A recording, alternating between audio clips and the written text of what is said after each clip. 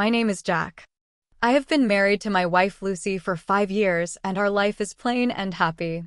But recently she has become very strange, always smiling while holding her phone, and her whereabouts are also mysterious. Until one day, I found in her phone that she had been frequently contacting with her online friends without telling me, and even met them offline. I couldn't believe it. The woman who shares my bed and pillow is going to betray me. And when I investigated further, something even more shocking happened. She actually moved in with her online friend. My story with Lucy begins with a beautiful encounter. It was a sunny afternoon, and I walked into a cafe to enjoy a moment of peace. As I looked for an empty seat, a figure caught my eye. Lucy was sitting at the window seat, and the sunlight shone softly on her through the glass. She had long hair that fell in a golden cascade, with slightly curled ends. In the sunlight, it shimmered with an enchanting radiance, as if each strand had been given life and was gently dancing along with her movements. The color of her hair was like a wheat field in early autumn, exuding a warm and dazzling radiance that made people want to go up to her and touch the silky texture. Her face is delicate and petite, her skin as white as snow and as delicate as lamb's fat jade. Her cheeks are slightly flushed, like the evening sky, adding a touch of shyness and charm to her. Her eyes are like blue lakes, clear and intelligent, with long, slightly upturned eyelashes. Whenever she blinks, it's like the wings of a butterfly fluttering gently. Her eyes are full of innocence and kindness, as if they can see into people's hearts, making people want to tell her everything about themselves. Her nose is small but straight, with graceful lines, like a beautiful work of art. Her lips are pink and full, like ripe cherries, making you want to kiss her. She is intently reading a book in her hands, with a faint smile on the corner of her mouth, a smile like a warm ray of sunshine that instantly brightens up the whole cafe and my heart. I gathered my courage and walked up to her and asked softly, "Is this seat taken?" She looked up, her beautiful eyes looking at me, and smiled, shaking her head. And so we began our first conversation. After that, we often met in that cafe, and gradually, I found myself deeply in love with her. Lucy has a stunning figure. She is about 1.65 meters tall and has perfect proportions. She has a slender waist that is so thin you could break it with just a light touch. Her waistline outlines a graceful curve under her tight clothes, making people want to reach out and embrace her. Her breasts are full and perky, full of feminine charm. When she wears a low-cut dress, her attractive cleavage always catches people's eyes. Her legs are long and straight, with fair, smooth skin that is flawless. She likes to wear short skirts, and whenever she walks down the street in one, her long legs become a beautiful sight. She walks with a light, graceful step, like a noble swan, exuding an enchanting air with every step. She always wears a pair of exquisite high heels on her feet, which not only makes her figure more tall and slender, but also adds a touch of maturity and charm. After we got married, I thought this happiness would last forever. Every morning, I would watch her busy figure in the kitchen. She was wearing a loose pajama, her hair tied back casually, with a faint smile on her face, looking so gentle and beautiful. She would prepare breakfast for me, and then we would sit together at the table and share our thoughts. In the evenings, we would take walks together along the paths in the park, holding hands as we watched the sunset cast its afterglow over us. She would lean on my shoulder and whisper about her dreams and visions for the future. I would hold her hand tightly and tell her that I would always be by her side, guarding her happiness. However, all of this is now in the past. When I discovered that she had cheated on me, those once beautiful memories became so ironic. I looked at the pillow she had slept on, and it seemed that her scent was still lingering on it. That familiar smell made me feel unbearable pain. I remembered the time she wore the white dress I had given her and danced in front of me. The beautiful dance was still vivid in my mind, but now she has thrown herself into someone else's arms. I picked up her photo and looked at her bright smile in the picture. Tears could not help but well up in my eyes. Once, I thought she was an angel sent from heaven, the love of my life, but now her betrayal has plunged me into endless pain and despair. I don't know why she has become like this. Where has the gentle, kind, and beautiful person she once was gone to? I began to recall the bits and pieces of our time together, trying to find some clues as to when she had started to change. I remembered that in recent months, she had always been cold towards me, no longer caring for me or relying on me as she had before. She was always holding her phone, with a mysterious smile on her face. At the time, I thought she was just chatting with friends, but I never imagined that she was having an affair with that internet friend. I remember one time when I came home from work and saw her getting all dolled up, wearing a sexy dress I had never seen her wear before and wearing exquisite makeup. I asked her where she was going, and she stammered that she was meeting up with friends. But when I saw the hint of panic flash in her eyes, I had a vague feeling that something was wrong. Now that I think about it, she must have been going to meet up with that internet friend. I also remembered her clothes. I used to think that she dressed up so beautifully to make me happy, but now I realized that she might have dressed up for that internet friend. Her wardrobe had a lot more sexy clothes, which I had never seen her wear before. Now I think about it, she must have worn them on her dates with that internet friend. Her jewelry collection had also grown. Some of it I had given her, but there were also some pieces I had never seen before. I looked at the unfamiliar jewelry and my heart was filled with anger and pain. I wanted to know what that internet friend had given her to make her betray our marriage so easily. I still remember what she once said. Her favorite thing was to watch the sunrise and sunset with me and enjoy the tranquility and beauty of life.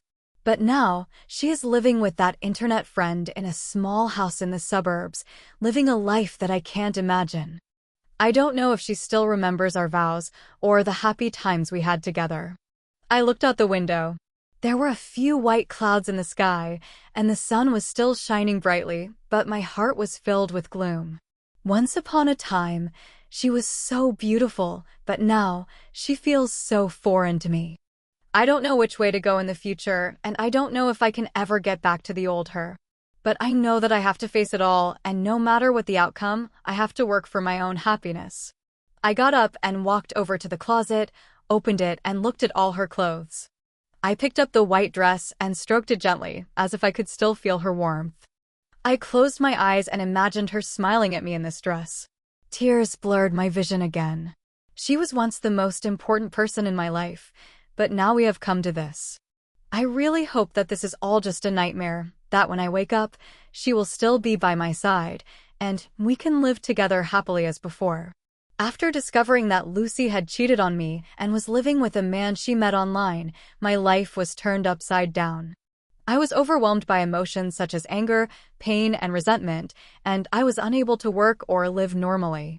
After some soul-searching, I decided to secretly follow her to find out who this man was and what he had done to make Lucy so infatuated that she was willing to betray our marriage.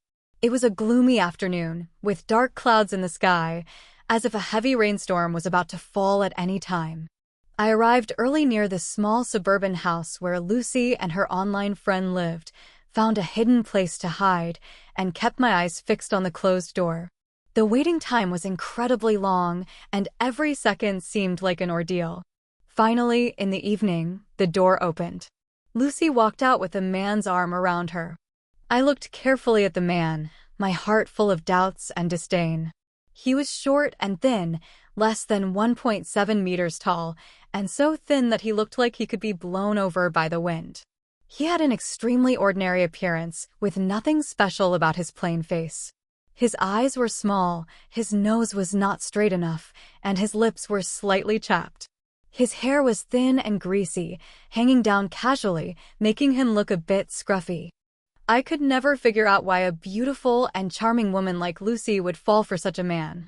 There were many good-looking suitors around us, but Lucy was unmoved and firmly chose me.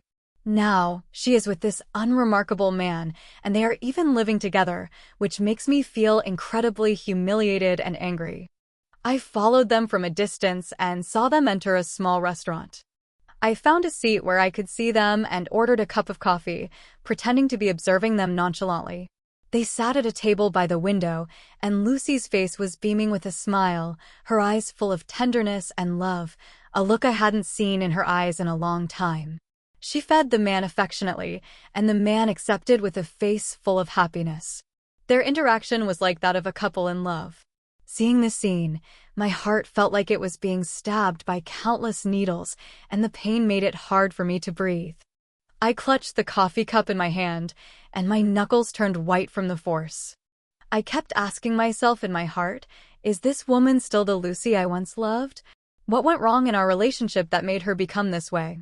After finishing their meal, they walked hand in hand out of the restaurant. I continued to quietly follow them, crossing several streets and arriving at a park.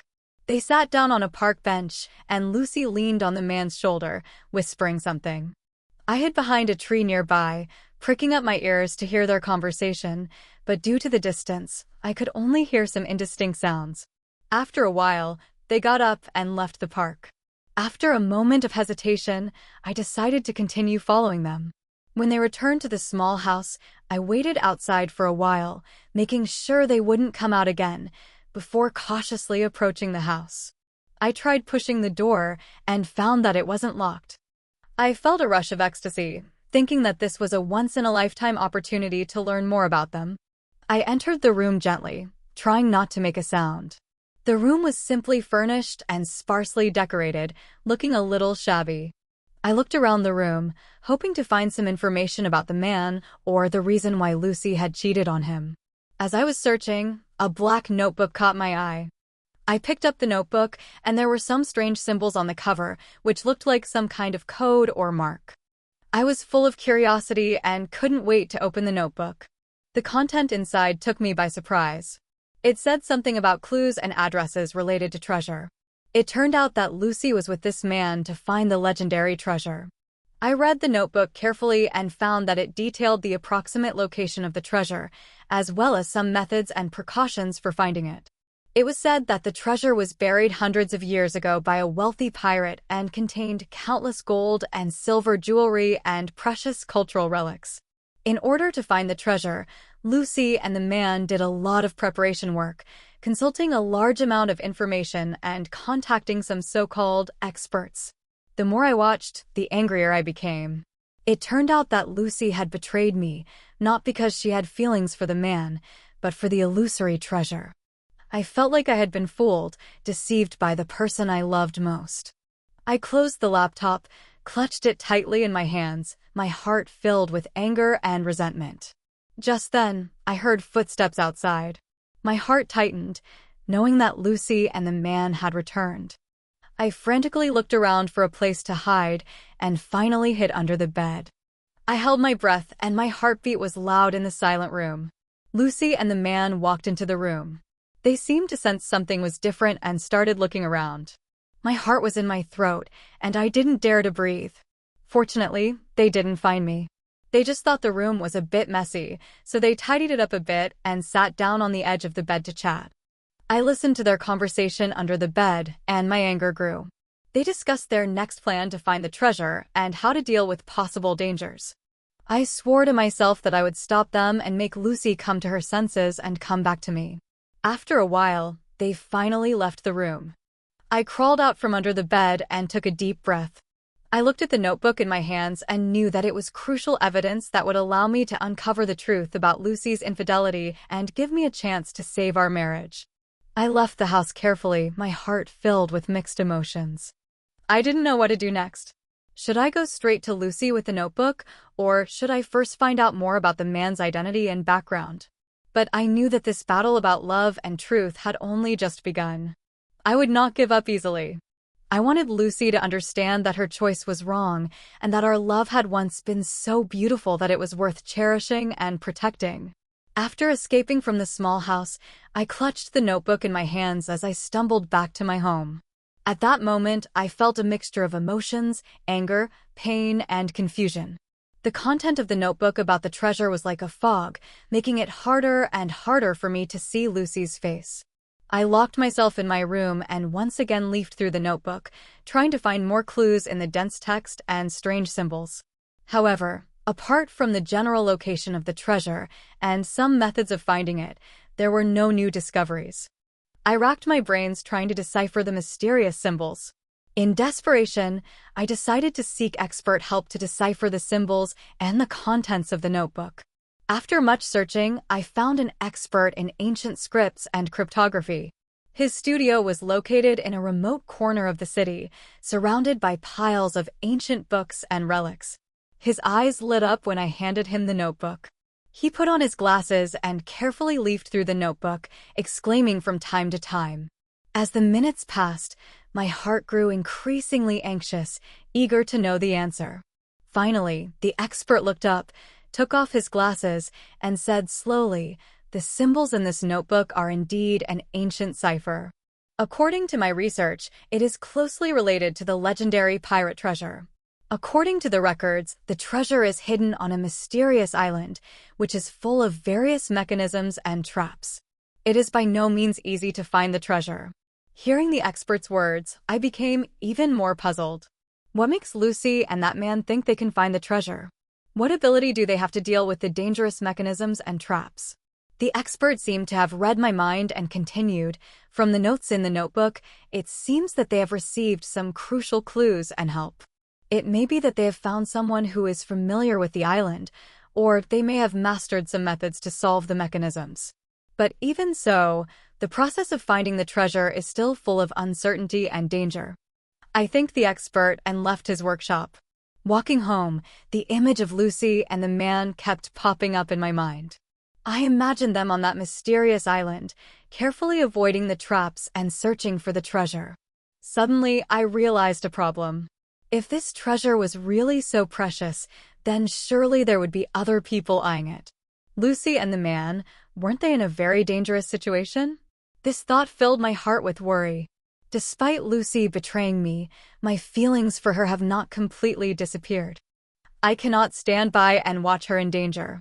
Just as I was worrying, my phone suddenly rang. I took out my phone and saw Lucy's number on the screen, and my heart tightened.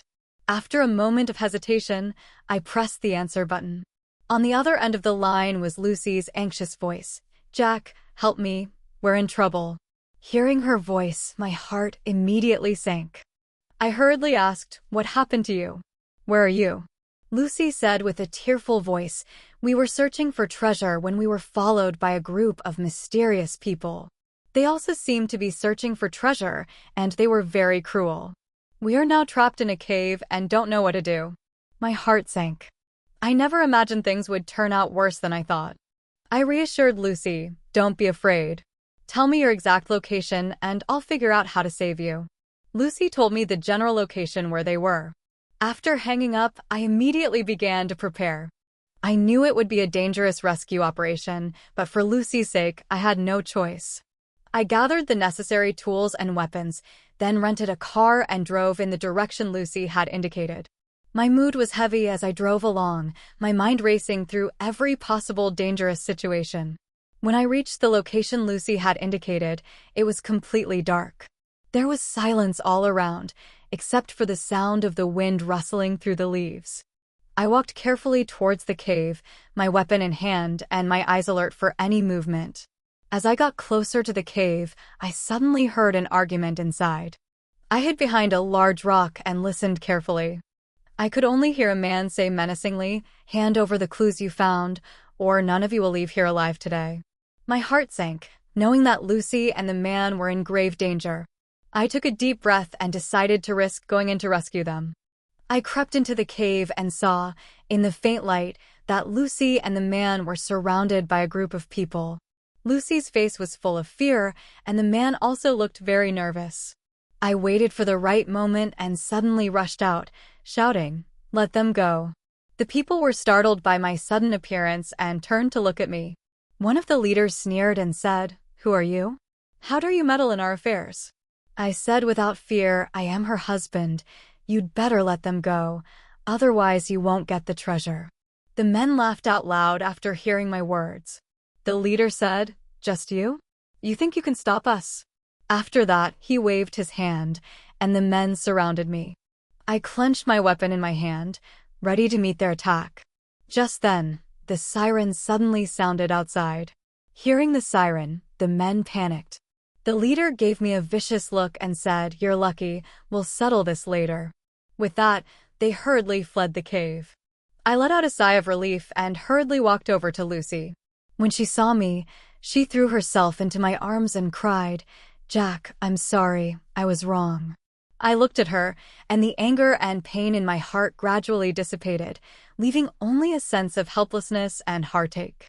I led Lucy and the man out of the cave and saw the police car outside, which made me feel a little relieved. It turned out that I had already called the police on my way here. After this incident, I knew that the problems between Lucy and I would not be solved so easily. But at least, she was temporarily out of danger. And regarding the treasure and what happened between Lucy and the man, I decided to wait until she was emotionally stable before having a good talk with her. This adventure of love, betrayal, and treasure seemed far from over. As they emerged from the cave, the red and blue lights of the police car flashed, illuminating Lucy's tear-stained face. Her body trembled slightly, and she clutched my clothes tightly, as if she was afraid that if she let go, I would disappear. The man she had been living with was also following us silently, his eyes filled with a sense of guilt and unease. The police quickly launched an investigation, questioning Lucy and the man about what had happened. I stood aside, watching Lucy's shocked appearance, and my heart was filled with mixed emotions. Once, she was the woman I loved most, the partner I wanted to spend my life with, but now we have reunited in such a situation. After the investigation, the police told us that the mysterious people were most likely a criminal gang specializing in finding treasure, and that they had been tracking the gang for a long time. They were able to arrive in time this time because they received my emergency call. I secretly felt relieved that I had made the decision to call the police on the way here, otherwise the consequences would have been unimaginable. I took Lucy and the man back to the city with me, and the car was unusually quiet the whole way. Lucy stole glances at me from time to time, as if she wanted to say something, but she couldn't bring herself to do it. The man kept his head down, afraid to make eye contact with me. When we arrived at my house, I opened the door and let them in. Lucy stood in the middle of the living room, looking at everything familiar with a hint of nostalgia in her eyes. She gently stroked the sofa cushions as if remembering the bits and pieces of our past together. I poured them a glass of water and broke the silence. "Why don't you rest for a while, and when you've calmed down, we can talk about what's going on?" Lucy nodded and whispered, "Jack, thank you. If it wasn't for you, we would really be in danger this time." I didn't say anything, just let out a small sigh. It was late at night, and the lights of the city shone through the window into the room. Lucy and the man were resting in the guest room, but I could not sleep at all. I sat by the bed, looking out at the night sky, my thoughts a million miles away. I remembered the sweet times we had had together, and Lucy's smile. The pain in my heart welled up again. Suddenly, I heard a light sound of footsteps. I got up alertly, walked to the door, and saw Lucy standing in the hallway, her eyes full of confusion and helplessness. She saw me and said softly, "Jack, can I talk to you?" I nodded and walked with her into the living room. We sat on the sofa, and Lucy took a deep breath before beginning to tell her story. It turned out that she had met the man online, and he had told her that he had clues to a hidden treasure and promised to give her a fortune if they found it. Lucy didn't believe him at first, but as the man kept showing her supposed evidence, she gradually became convinced. "I was obsessed, Jack," Lucy said, crying. "I felt that our lives were too dull, and I wanted some excitement and change. I knew it was wrong, but I just couldn't help myself." I looked at her, and the anger in my heart flared up again. Is our relationship really that fragile? You betrayed our marriage for a treasure that doesn't even exist. Lucy lowered her head and sobbed. "I was wrong, Jack. When I'm in danger, you're the first person I think of. I know that only you would risk everything to save me." I looked at her pitiful appearance, and the anger in my heart gradually subsided. Just then, the man also walked out of the room. He walked up to us and bowed deeply, saying, "I'm sorry. I'm the one who got Lucy involved in this. I thought we could find the treasure and live a good life, but I didn't expect so many dangers." I looked at him and said, "It's too late to say this now. What are you going to do?" The man said, "I will cooperate with the police investigation and tell them everything I know. As for the treasure, I no longer want to think about it." Lucy also said, "Jack, I hope you can give me a chance to make up for my mistakes. I don't want to lose you. Can we go back to the way things were?" I looked at her, my heart full of conflict. I still loved her, that was beyond doubt, but her betrayal was like a thorn, deeply embedded in my heart. Just as I hesitated, I suddenly heard a loud knocking on the door outside. My heart tightened, and I had a bad feeling. I went to the door and looked through the peephole. I saw several unfamiliar men standing outside, their expressions fierce, and a murderous aura in their eyes. I thought to myself, this is bad. It seems that the people from the criminal gang have come. I quickly returned to the living room and said to Lucy and the man, "They're here. Hide. I'll deal with them." Lucy said in alarm, "Jack, don't go. They'll hurt you." I said firmly, "Don't worry, I'll be fine." I grabbed a weapon for self-defense, walked to the door, and opened it. The men saw me and rushed in. The leader sneered, "Haha, I didn't think you had the guts to ruin our fun." I said without fear, "You no longer have a chance. The police are already investigating you." The men laughed heartily at my words. The leader said, "The police? By the time they arrive, we will have already finished you off." With that, they surrounded me. I gripped the weapon in my hands and prepared to fight them. Just then, I suddenly heard the sound of a police siren outside. It turned out that when I heard the knocking on the door, I had quietly pressed the alarm button on my phone. Hearing the siren, the men panicked and turned to flee. The police rushed in quickly and subdued the men. I let out a sigh of relief and looked at Lucy and the man. A huge stone had finally fallen from my heart. Lucy ran over, hugged me tightly, and cried, "Jack, it's so good that you're okay."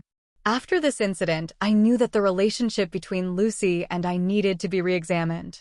Although I came to her rescue, her betrayal and the problems between us still remain. There is still a long way to go, and I don't know if we can go back to the way things were, but I'm willing to give each other a chance to rediscover our love. This adventure of love, betrayal, and treasure seems to have come to an end for now, but our story continues. After this thrilling treasure storm, life seems to be gradually returning to normal, but my heart is still turbulent. Lucy returned home and tried to reintegrate into our old lives, but the rift caused by her betrayal is like an unbridgeable chasm between us. Since then, Lucy has been cautious all day long, her eyes full of guilt and unease. She always rushes to do the housework, trying to make up for her past mistakes with actions. Every time I come home, she will always come up to me first, take what I am holding, and ask me softly about my day at work with a smile on her face. But I can no longer respond to her enthusiasm as naturally as I used to. At night, we lie in bed, the room filled with an indescribable awkwardness and silence. Lucy will occasionally turn over and peek at me, as if she wants to say something, but she never finds the courage to speak. With my back to her, I look at the wall in the dark, my thoughts racing. Once, we would share our thoughts before going to sleep and fall asleep in each other's arms, but now, this has become a luxury. The man who went treasure hunting with Lucy was punished as he deserved. He confessed everything to the police. From his words, I learned more details about their treasure hunt and Lucy's experiences during that time.